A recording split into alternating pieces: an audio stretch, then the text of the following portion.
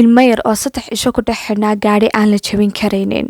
nooca gaadhigani wuxuu lahaa astaamo ka duwan gawaadhida kale. wuxuu awood u leeyahay inuu tiriyo inta qofa gaadhiga ku dhex jirta. sidoo kalena muraayadaha gaadhigani way adag tahay inay si yaroo fududna ku burburaan. wax kasta oo gaadhigan soo gaadha wuu adkaysanayaa ambase waxbaba ma noqonayo. sidoo kale gaadhigan waxaa ku xidhan AI Artificial Intelligence oo ah gabadha gaadhigan lagu borogaraamiyey.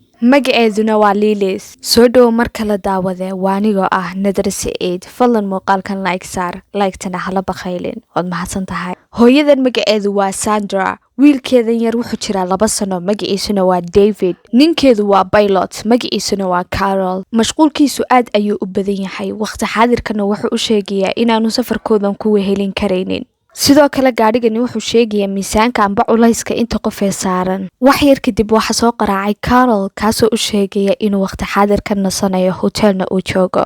kadib koolka waxay ka dhex maqashay goox diyaaradeed waxayna weydiisay inuu joogo hoteel u dhow airportka. isaguna wuxuu u sheegay inuu joogo hoteelkaas. waxoogaa kadib Carol albaabka qof ayaa kusoo qaraacay. kadib wuxuu u sheegay inuu baxayo. koolkiina wuu jaray. David wuxuu u baahday wuxuu ku ciyaaro amba isku maaweeliyo. Sandrana waxa u dhiibtay moobilkeedii iyadoo ku tiri ku ciyaar gamekaas. waxoogaa kadib waxay soo gaadheen meel gas station. Sandra waxay gashay suuliga dumarka si ay inankeeda yare David xafaayada uga bedesho. waxaana soo galay dumar wada socda oo sheekaysanaya aadna u qoslaya. waxoogaa kadib way soo baxday iyadoo rabtay inay David alaab u iibiso. imanka waxay bixinaysaa lacagtii alaabtii soo iibisay. waxayna si kedisa albaabka uga aragtay nin isku dayay inuu gaadhigeeda jabiyo. iyaduna ismabay dhibinba. waxay soo saartay moobilkeeda si ay gaadhiga u loogorayso gabi ahaantiisba u xidho.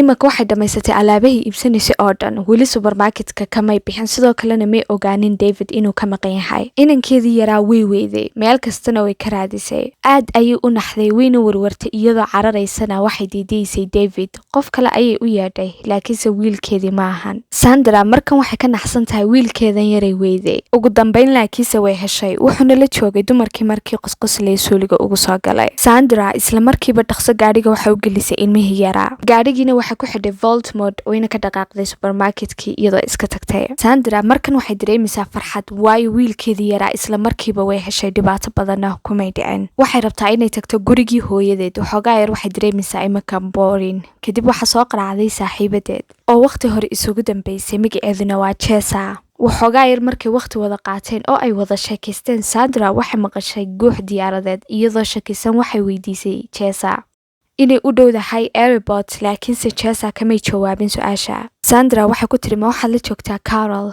laakiinse umay jawaabin. koolkana way ku jartay. waxay dareentay saaxiibadeed iyo ninkeeduba inay khiyaameen. gurigii hooyadeedna way timi laakiin gaadhiga kamay degin. Sandra arrinkaas aad ayay uga xanaaqday. mar labaad waxay ku celinaysaa Jessa laakiin koolka kamay qaban. Sandra waxa ka muuqda murugo badan. waxayna garan laaday waxay samayso. ugu dambeyn go-aan waxay gaadhay inay baxdo ay tagto Los Angeles. waxay doonaysaa inay tagto airportka Los Angeles si ay usoo aragto Carol. Los Angeles waxay u jirtaa 320 mayl. waqti yar kadib Sandra waxay la hadashay Lilith ee ayga gaadhiga waxayna weydiisay sida ugu fudud ee Los Angeles ay ku tagi karto iyadoo waqti badan ka qaadanaynin. Lilith waxay u baadhisaa wado fudud oo ay mari karto. sidoo kale Lilith waxay usoo bandhigtay Sandra inay gaadhiga ka kaxayn karayso hadiiba ay daashay. Sandra weli way warwarsan tahay. waxay rabtaa ninkeeda inay qaraacdo laakiinse isaguna telefoonka maba ka qabanayo. imanka waxay ka leexanaysaa highwayga iyadoo wado kale maraysa. waxay noqotay habeen xilli dambaa welibana. Sandra si fiican waxba uma aragto gaadhigana uma kaxayn karayso. waxay dareemaysaa daal fara badan iyo hurdo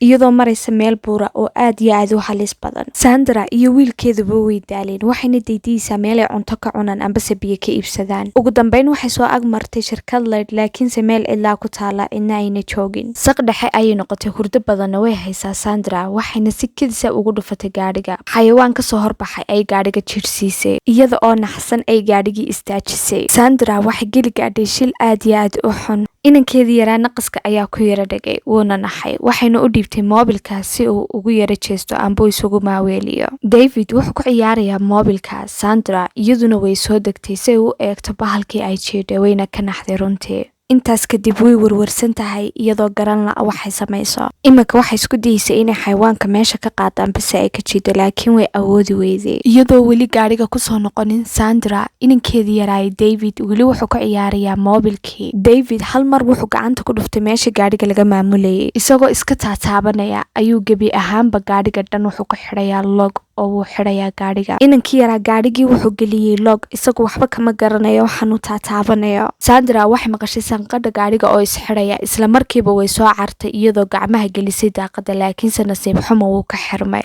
gaarigii sidaas ayuu uga xidhmay laakiinse arrinkan way ka murugootay. Iminka waxay isku dayaysay inay sabto ambase ay la hadasho David si uu gaariga uga furo. Waxay tusaysaa siduu gaariga u furi lahaa. kolba waxay ku leedahay sida u jid ambase sida u fur, laakiin isagu waxan waxba kama garanayo waayo waa baby. Moobilkii ayaa dhulka kaga dhacay inankii yaraa, mana soo qaadan karo. Arrintu sidii hore way kasii adkaatay. Iminka waxay garan la'adahay waxay samayso. Sandra dhagax weyn ay soo qaadatay si gaariga ugu jabiso, balse gaarigu sidaa fudud ma ku jabayo. Way jabin kar weyday. Waxayse ka fikiraysaa waxa labaad ay samayn lahayd. Waxay ku fikirtay inay dib u noqoto ay shirkadii leerkiisu arkaysay ay tagto si ay u hesho cid caawisa ambase inankeer gaariga uga soo saarta. ugu dambeyn waxay soo gaadhay shirkadii leerka iyadoo ku dhawaaqaysa ee caawiya ambase iga fura, balse idimaba joogto meesha. Xagga sare ayay soo kortay iyadoo soo dhacday, waxayna soo gashay gudihii receptionka. Telefoon ayay aragtay laakiin telefoonkani maahan mid shaqaynaya. Iyadoo dadkii diidaysa ayay qolal kale sii galgashay. Iminkana waxay heshay toosh, sidoo kalena waxay qaadatay bir aad iyo aad u culus. Markii soo qaadatay waxay u baahnayd oo dhan way soo baxday. Waxoogaa kadib waxay maqashay cod cabsi badan ambase qaylo, wayna soo carartay iyadoo cabsi gaariga dushiisa ayay kortay si ay isku ilaaliso. Aygii markuu in badan ku qayliyay ay isku dayay inuu xagga sare gaariga uu koro, laakiinse birta ay soo qaadatay ayay ku dhufatay. Wuu soo degay aygii isagoo cararaya, dibna wuu iskaga noqday. Sandra wuu ka tegay aygii mar labaad, iyaduna waxay kusoo noqotay wiilkeedii iyadoo eegaysa xaaladiisa. Hurdo ayaa haysa. David markay aragtay inay hurdo hayso waxay isku dayaysaa inay wiilkeeda u heesto si uu u seexdo. ugu dambeyn wuu seexday. Sandra iyaduna waxay iska jiifsatay gaariga dushiisa waayo wax kale samayso ma garanayso. Maalin ayay noqotay. Sandra way kacday markay cadceedii soo baxday, isla markiiba waxay u cartay dhanka wiilkeedii uu joogay.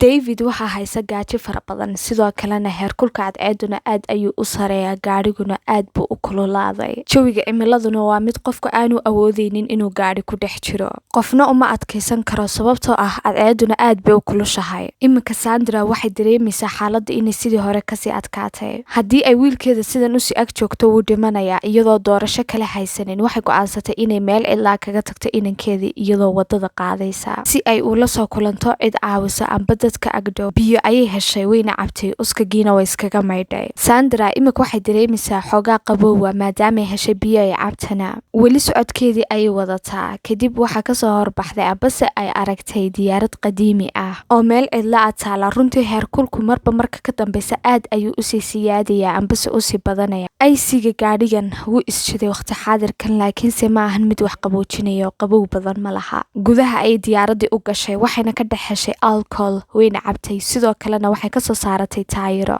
iyadoo doonaysa inay gubto taayiradaas sababtoo ah qiiqa ambase dabka ka kacaya taayirada wuxuu gaari karaa meel fog oo dad ayaa arki karaya. Caagad ayay biyo badan kusoo shubatay. ugu dambeyn waxay u soo noqotay wiilkeedii David oo run ahaantii xaaladiisu aad iyo aad ay u xun tahay. aad ayay u soo caartay si ay uga war doonto inankeedii. Waxay isku dayaysaa inay la hadasho ambase ay toosiso, laakiinse ma kacayo mana toosayo. Temperature-ka gaariguna marba marka ka dambeysa wuu sii badanayaa. AC-ga gaariguna wuu shidan yahay. Sandra aad bay u murugootay waayo ma garanayso wiilkeeda xaaladdu ku sugan yahay. Gaariga dushiisa ay isku dayaysaa inay qaboojiso, biyo badan ay ku shubto. Ma garan karayso wiilkeedu inuu dhintay iyo in kale. Ficil ay isku dayaysaa inay samayso iyadoo rabta inay gaariga oo dhanba wada jajabiso, laakiin gaarigu maahan mid saa ku jajabaya amba ku burburaya. Sidoo kale dab ayay ka agshaday. waxay rabtaa qiiqa dabkani inuu gudaha u galo gaariga kadibna isfuro, laakiin xaaladdu way kasii adkaatayba. sidii moodse ambase ay filanaysay waxbaba umay dhicinba. gaarigii markuu dareemay qiiqii dabka wuxuuba istaajiyeyba aysiigii. naxdin darteed ayay dhulka ku dhacday. sanad kadib Sandra iyo ninkeedii waxay kusoo noqdeen goobtii dhibaatadu ay ka dhacday, inankeeduna uu ku dhintay. waxay isku canaananaysaa ambase ay ka qoomamaynaysaa dhibaatadaas ay inankeedii yaraa u geysatay. waxaasoo dhan waxay haayeen riyo, waxayna aragtay inay ku riyoonaysay. way kacday oo dhanka wiilkeedii ayay tagtay si ay ula hadasho mar kale. mar labaad haddana waxaa kusoo noqday eygii. markan aad bay u niyad jabsan tahay.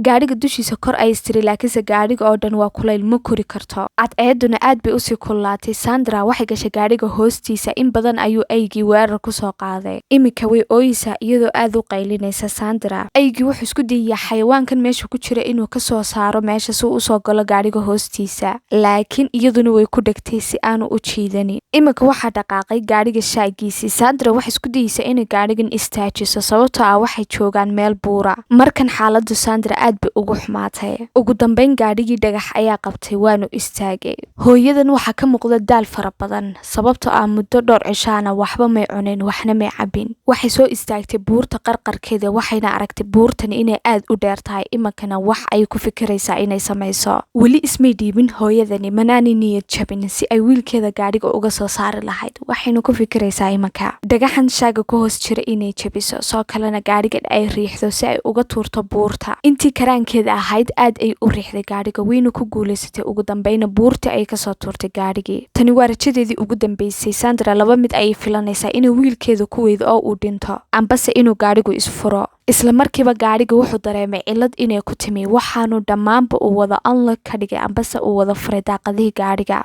dhulka ayuuna kusoo dhacay. Markan Sandra waxay ku guulaysatay gaadhigii inuu isfuro ugu dambeyn. waxoogaa yar kadib Sandra waxay kasoo daadegtay buurtii. iminkana waxay isku dayeysaa inay la hadasho wiilkeedii. inankeedii yaraa ayay gaadhiga kasoo saartay. dhammaanba dharkii uu xidhnaana way ka wada bixisay si u dareemo hawo yar. David weli wuu suuxsan yahay. Sandra waxay bilowday inay oydo. iminkana waxay ka xasatay gaadhigii aygii gaadhigan ku xirnaa. waxay u sheegtay Lilith inayna jirinba waddo ay usoo qabato si ay u marto. Sandra weli ismay dhiibin. gaadhigii ayay xoog waxay ku marsiisay buurtii oo buurtii ayay kor u kortay. buurtii ayay gaadhigii ku kaxaysay. iyada keliyata waxaa u dana wiilkeedan yar inay dhakhtarka hore u geyso. nasiib wanaag way ku wadadiina way kusoo dhacday ambase way heshay. filimkan waxaynu ka baranaynaa nolosha oo dhan inay kaaga baahan tahay iskuday fara badan inaad samaysid si aad ugu guulaysatid shaygaas ambase waxa aad doonaysid. noloshu waxay kaaga baahan tahay ficil badan iyo inaanad niyad jabin marnaba. guushuna waa dhankaaga. inankeedii yaraay David wuxuu kasoo kacay ugu dambeyn koomadii. iyaduna aad bay ugu faraxday. hooyada haddii ay ku nooshahay qofkaa nasiib badani ma jiro. like saar videogan oo xaqiisa sii si aad u daawato muuqaalo sidan oo kale ah mar kasta. nagu soo bir walaalo. haddii aad naga daawanaysid dhanka Facebook pageka Flowde, YouTube-kana subscribe saar. la wadaag videogan oo u sheergaree qof kasta ood jeceshahay xitaa hooyada ha ahaatee.